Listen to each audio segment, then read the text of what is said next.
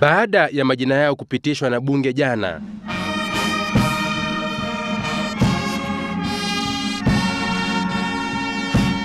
sasa hamna lolote lilowazuia mawaziri wateule kuapishwa ili kuanza majukumu yanayowasubiri katika wizara mbalimbali watakazozisimamia. I, Fred Okengo Matiang'i.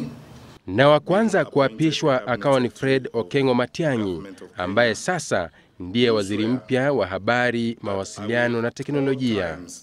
And that I will perform the functions of my office conscientiously and to the best of my... Akiwahutubia mawaziri wapya, Rais Uhuru Kenyatta hakuchelea kuwakumbusha majukumu mazito waliokuwa nayo mbele yao, akisema Wakenya wanahitaji huduma bora.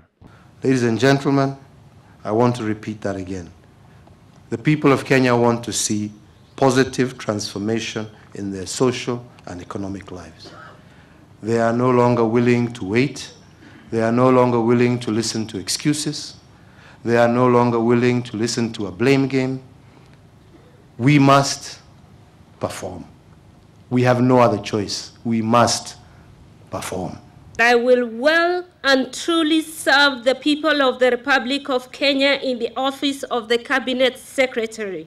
Rais aliwakumbusha mawaziri wapya kwa wao ndio nguzo kuu itakayoamua iwapo serikali ya Jubilee itafikia manifesto yake au la ya kuboresha uchumi na kuimarisha maisha ya Wakenya kwa ujumla.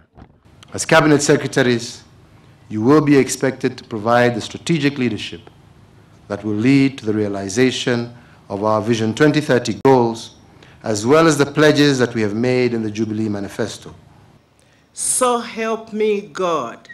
Mawaziri pia walihimizwa kuonyesha kiwango cha juu cha maadili na utaalamu na vilevile uwajibikaji ufaao katika utendakazi wao. Akiwakumbusha pia kuhusu namna wanavyostahili kuunga mkono ufanisi wa ugatuzi kwenye hafla iliyokuwa imehudhuriwa pia na familia za mawaziri hao wapya.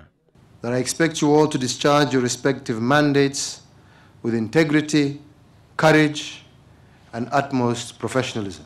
Baada ya sherehe, Rais alijumuika na wote waliokuwa wamehudhuria sherehe ya leo kwa kikombe cha chai, tofauti kabisa na hali ilivyokuwa kwa miaka awali wakati wa sherehe kama hizi. Mawaziri wapya wakapata fursa ya kupewa hongera na familia zao.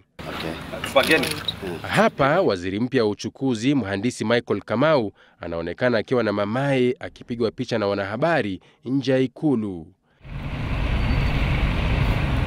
Mawaziri wapya pia walikabidhiwa magari yao rasmi na ilikuwa bayana walipokuwa wakiondoka Ikulu tayari kuanza kutekeleza majukumu yao. Naam, ni wazi kuwa Wakenya wana matarajio makubwa mno kuhusiana na utendakazi wa wote walioteuliwa kuhudumu katika baraza la mawaziri. Si siri kuwa hili litasalia kwa changamoto kubwa kwa mawaziri hao wapya wanapojiandaa kuanza rasmi majukumu yao. Patrick Injendi, Citizen Nipashe, kutoka Ikulu ya Rais, Nairobi.